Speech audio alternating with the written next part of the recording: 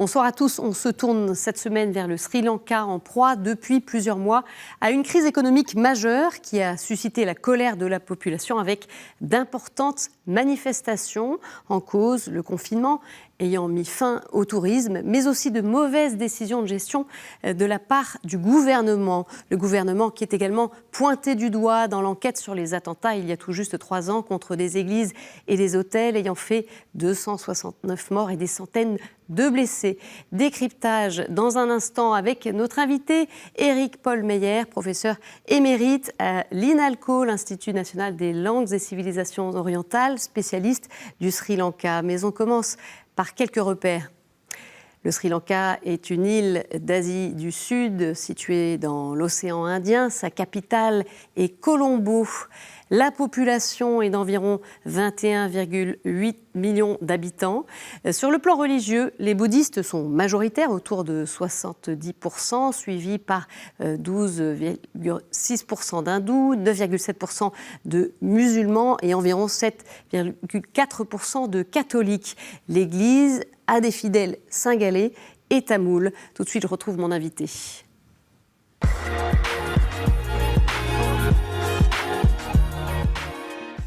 Éric Paul Meyer, bonsoir. Bonsoir. Merci d'être avec nous. Alors, on va évoquer bien sûr cette crise économique, politique aussi, qui secoue le pays avec quelques chiffres qui apparaissent sur nos écrans. Cette dette abyssale qui s'élève à 51 milliards de dollars. Le 12 avril, l'île s'est déclarée en cessation de paiement.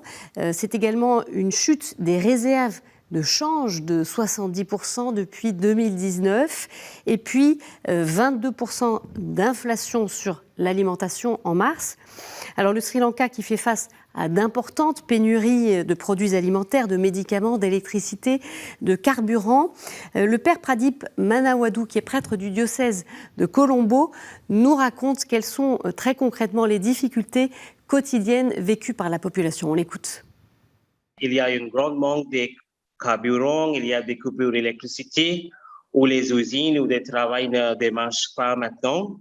Et il y a des prix élevés de choses de vie quotidienne, même du pain, du lait. Et on ne trouve pas assez facilement des choses, des besoins quotidiens. Même acheter du pain, acheter un petit peu de sucre, des choses, on ne sait pas comment on va acheter quelque chose pour demain, pour le repas prochain. Même aujourd'hui, il y a le problème de manque de médicaments. Même quelque chose équivalent d'une comprimé de Doliprane, ce n'est pas disponible dans les pharmacies parce qu'il n'y en a pas des importations de médicaments. Donc, on essaye d'adresser les communautés internationales d'églises pour nous aider, même avec des médicaments et tout ça, pour les aider. Alors, c'est une crise, finalement, dont on entend peu parler. Quel peut être l'impact de cette crise ? Alors, il est extrêmement grave pour un pays qui avait pris l'habitude de vivre dans des conditions relativement favorables au cours des 10 dernières années et surtout depuis la fin de la guerre civile qui s'est terminée en 2009. Le pays avait repris. L'économie avait repris, pas seulement grâce au tourisme, mais aussi grâce au tourisme. Mais il s'était largement endetté en créant des infrastructures qui étaient des infrastructures assez mal conçues, largement financées par des prêts chinois et qui ont profondément endetté l'économie pour de très très longues années. Une crise inédite depuis, on parle depuis l'indépendance. Hein. Alors, bon, si on remonte très loin en arrière, l'indépendance c'est 1948, mais jusque dans les années 1980, le pays a connu des hauts et des bas, mais son économie était relativement en bon état. Cette économie a commencé à se dégrader avec la guerre civile, qui a éclaté à la fin des années 70, au début des années 80, qui a bouleversé l'économie du pays, qui a coupé le nord du sud. Donc c'était une guerre qui opposait des Tamouls qui sont majoritaires dans le nord et l'est du pays à la majorité singalaise qui tenait le gouvernement. Et cette guerre civile a été extrêmement dure, a été très destructrice, a été très destructrice aussi de la démocratie. En fait, c'était un pays qui avait connu une phase démocratique assez poussée, un peu comme l'Inde, et qui, au cours des années 70, 80 et surtout 90, s'est mis à fonctionner sur le mode de l'appui d'une majorité bouddhiste de plus en plus militante à un gouvernement de plus en plus utilisant de plus en plus les différences religieuses pour s'imposer en utilisant un bouddhisme de plus en plus loin de ses racines fondamentales. Et donc là, cette situation politique s'est accompagnée d'un maintien d'une économie qui pouvait rebondir grâce au tourisme. Mais il est évident que la crise du Covid a fait chuter le tourisme, mais pas seulement la crise du Covid, aussi bien entendu les attentats de Pâques 2019. On y reviendra. Alors, l'Église catholique, justement, elle est aux côtés des manifestants. Le 5 avril, à Colombo, l'archevêque de la capitale, le cardinal Rangis, a manifesté, a participé aux côtés de prêtres et de religieuses à une manifestation silencieuse en signe de solidarité avec les personnes les plus démunies, frappées par cette crise. Et il dénonce évidemment tous les maux qui accablent son pays. On écoute ces propos forts recueillis par Stéphanie Tesson. The entire system has collapsed. We hear so much of corruption has happened.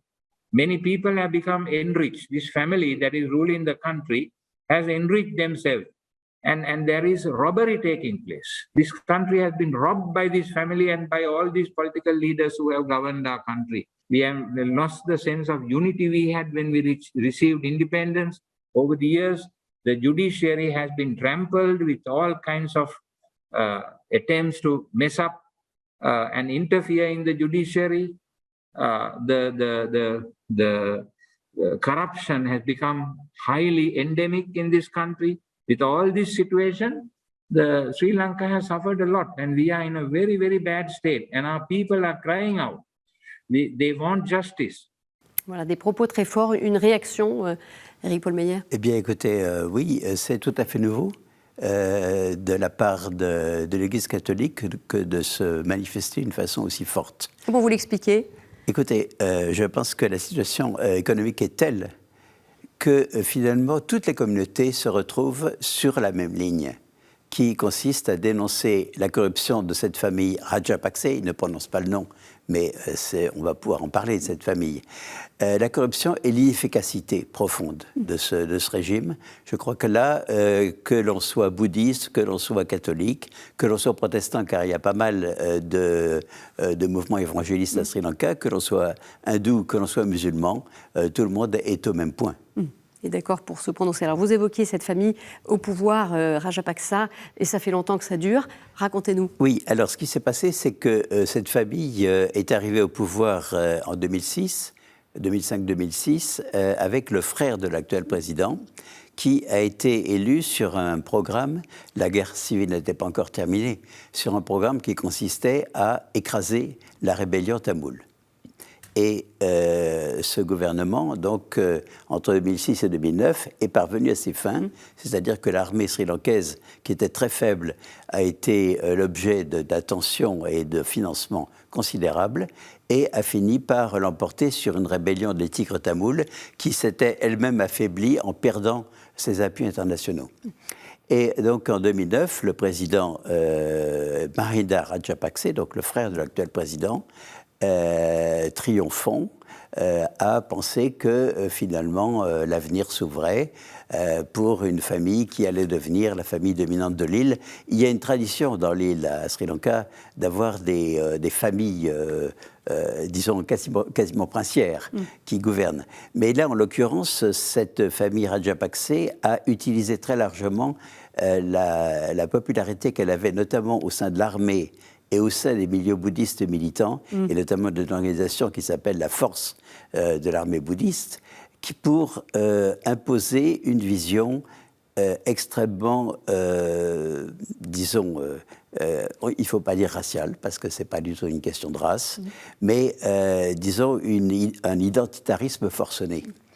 Et ça a duré le temps que cette aura qui venait de la victoire pouvait continuer à avoir de l'influence auprès de la majorité bouddhiste. Ça n'est plus le cas aujourd'hui. C'est plus du tout le cas aujourd'hui.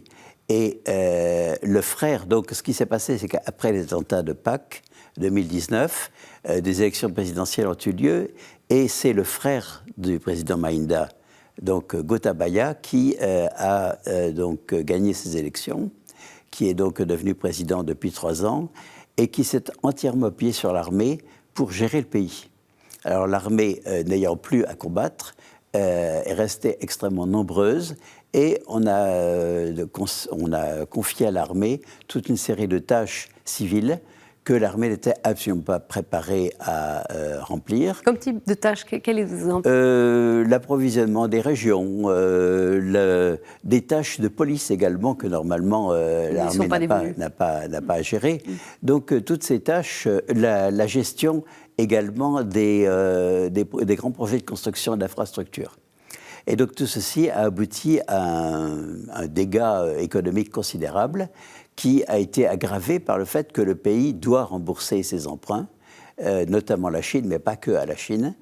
Et donc, il est devenu de plus en plus dépendant d'une finance qui, par ailleurs, a été drainée par la corruption. Et voilà, c'est ce que souligne vraiment le cardinal. C'est ça le cœur de ce qui se passe? Absolument. Oui. C'est un des éléments essentiels. Oui. La corruption est ancienne, mais un certain nombre de signes montrent que la famille Rajapakse a mis de côté, dans les paradis fiscaux, des sommes tout à fait considérables. Alors expliquez-nous, vous faisiez un lien avec les attentats et les élections de 2019. Voilà, quel lien y a-t-il? Alors, revenir sur les attentats, c'est une longue histoire. Mais ces attentats ont été commis par une organisation qui se réclamait de l'État islamique, ou qui s'est réclamée tardivement de l'État islamique, et qui était connue des services de police, notamment des services de renseignement indiens qui informaient leurs confrères sri-lankais. Cette organisation était connue, et le risque d'attentat a été pointé quelques semaines avant les attentats. Mais au sein de l'appareil sri-lankais, il y avait une rivalité entre des services de police. Et donc l'information n'a pas été transmise. Et dans une certaine mesure, on peut imaginer, mais on est dans le domaine des hypothèses, et on ne peut pas s'avancer trop, parce que la commission d'enquête qui a enquêté sur ces événements n'a pas vraiment fonctionné depuis 2 ans. Elle a donné il y a eu un rapport, mais qui a été assez vite oublié. Cette commission d'enquête donc n'a pas véritablement rendu ses conclusions, mais il semble qu'on ait laissé faire ces attentats. Alors, quels intérêts les autorités pouvaient-elles avoir à ce que ces attentats dramatiques, rappelons-le, 269 morts, des centaines de blessés, pourquoi les autorités auraient pu souhaiter que cet événement tragique se produise? Mais laisser faire pour laisser la situation s'envenimer entre la majorité bouddhiste et cette fois-ci donc rejointe par les chrétiens, qui étaient la cible des attentats, et des musulmans qui étaient jusque-là, disons, la communauté musulmane sri-lankaise n'est pas une communauté musulmane qui soit spécialement portée à un islamisme actif. Cet islamisme s'est développé chez des gens qui ont émigré au Moyen-Orient, qui sont revenus, mais il y avait au sein même de cette communauté musulmane beaucoup de gens qui critiquaient ces tendances. Alors qu'est-ce qui s'est passé? Il s'est passé qu'un groupe extrêmement réduit de gens ont préparé ces attentats, et que finalement ces attentats ont d'un sens servi ceux qui aspiraient à gouverner, puisque au moment où les attentats ont eu lieu, ce n'était plus les Rajapakse qui étaient au pouvoir. Ils avaient perdu le pouvoir depuis 2015. Et c'était pour exacerber un nationalisme, la menace... La menace, désormais, la menace tamoule avait disparu, puisque les Tamouls avaient été écrasés en 2009. Donc il fallait une autre menace. Alors justement, on va évoquer ces attentats et rappelons ces églises qui avaient été touchées. Il y en avait 3, les paroisses catholiques Saint-Antoine à Colombo, Saint-Sébastien à Negombo, et également l'église évangélique de Zion à Batikaola. Alors 3 ans plus tard, eh bien, malgré une enquête, comme vous le dites, les choses patinent, aucun responsable n'a été jugé, de nombreuses zones d'ombre subsistent. Là encore, l'archevêque de Colombo, le cardinal Rangis, réclame haut et fort justice au gouvernement. On l'écoute. It should be left free for the police, for the regular security services, for the what do you call intelligence services to investigate this matter thoroughly and find out what really happened. We want to know that 269 lives have been broken and finished. The government cannot wash their hands off. The 269 people, they have their families, they are suffering. And we, the church, we have to stand with these people, and that is what we are doing. And we will continue to do that. We are not going to abandon just because the government authorities threaten us. We are not going to bow down to threats. We are not going to bow down to false explanations. Those false explanations are not acceptable. Therefore, what we ask is, let there be a transparent and independent investigation into all what happened behind this attack, who was involved, who supplied them the explosive material, why did they not arrest them when they knew about it? Why did they prevent it from their being arrested? All these things have to be investigated and those responsible found out. Otherwise, the people will feel that their cause is betrayed. And we in the Catholic Church, we cannot wash our hands off like Pilate. We have to stand by our people. Voilà, là encore des paroles courageuses du cardinal pour défendre les victimes et les catholiques notamment. Et les catholiques, comment ils se retrouvent dans cette société sri-lankaise? Est-ce qu'ils sont bien intégrés? Alors, ils sont minoritaires. Oui. Ils sont minoritaires et ils ont été, au cours des 50 dernières années, considérés un petit peu comme un groupe qui rappelait le passé colonial de l'île. Parce que l'île a été colonisée d'abord par les Portugais, et c'est en fait les Portugais qui ont amené le catholicisme dans l'île. Et donc c'est, pendant des années après l'indépendance, les catholiques votaient plutôt à droite, conservateurs, et avaient tendance à, disons, être assez fortement présents dans la société civile, du fait de leur organisation, du fait de leur visibilité, parce qu'il y a une très forte visibilité de l'Église catholique, mais finalement, ils évitaient de s'engager très fortement dans la société, sauf quelques groupes qui, au sein du catholicisme, avaient des positions qui sont allées jusqu'à la théologie de la libération, par exemple. D'accord. Et ça, bon, c'est le passé. Avec le conflit entre la minorité de langue tamoule et la majorité singalaise, les catholiques se trouvaient divisés, puisqu'en fait, il y a pratiquement autant de catholiques de langue singalaise que de langue tamoule. Et donc là, il y a eu quelques catholiques qui se sont très fortement engagés pour un dialogue entre les deux communautés, mais ça n'a pas abouti. Ça n'a pas suffi. Et donc, les catholiques, à partir de 2009, ont, disons, évité d'être trop visibles, parce qu'on était dans une situation dans laquelle il y avait une sorte d'exaltation de la victoire des bouddhistes singalais. Et donc, tout ceci a donné une sorte d'invisibilisation de l'Église catholique pendant quelques années. D'autre part, l'Église catholique se trouvait confrontée à un autre phénomène qui était le développement des activités des sectes protestantes pentecôtistes d'origine généralement sud-coréenne qui étaient très actifs dans les quartiers populaires des villes.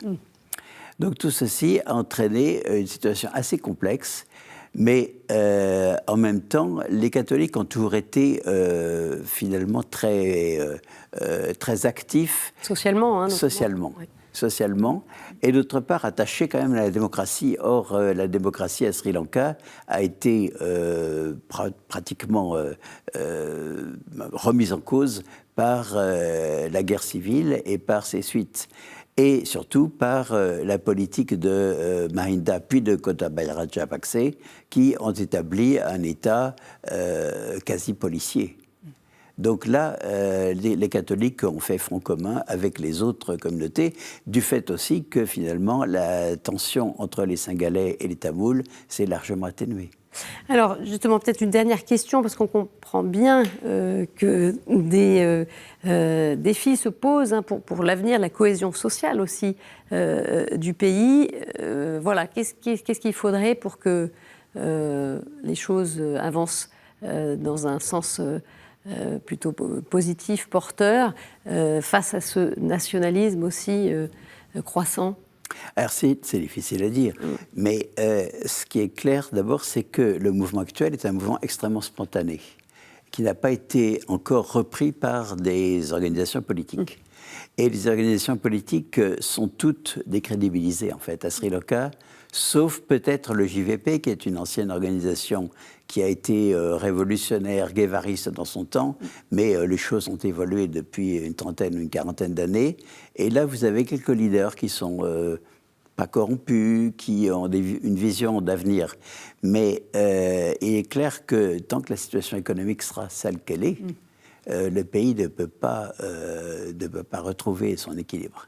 Et cette situation économique, elle est dépendante maintenant d'éventuels prêts du FMI. Et donc, on se retrouve dans une situation dans laquelle le pays va risquer de devoir faire des réformes imposées par le FMI et qui risquent d'entretenir le mécontentement social. Merci beaucoup, Éric Paul Meyer, pour ce décryptage sur la situation à Sri Lanka qu'on va évidemment continuer à suivre. Et voilà, tout de suite, comme chaque semaine, place à notre chronique du monde.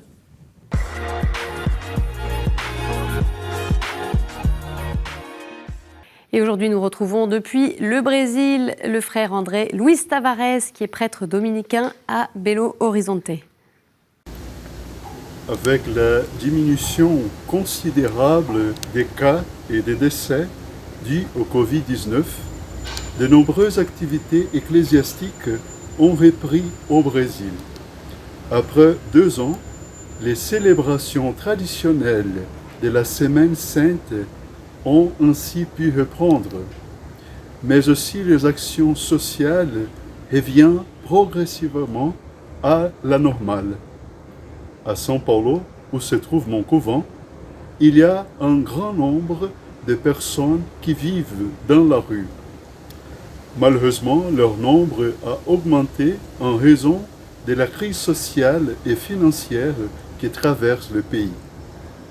Depuis de nombreuses années, dans l'église Saint-Dominique des Dominicains de São Paulo, chaque lundi, un délicieux repas est servi aux sans-abri.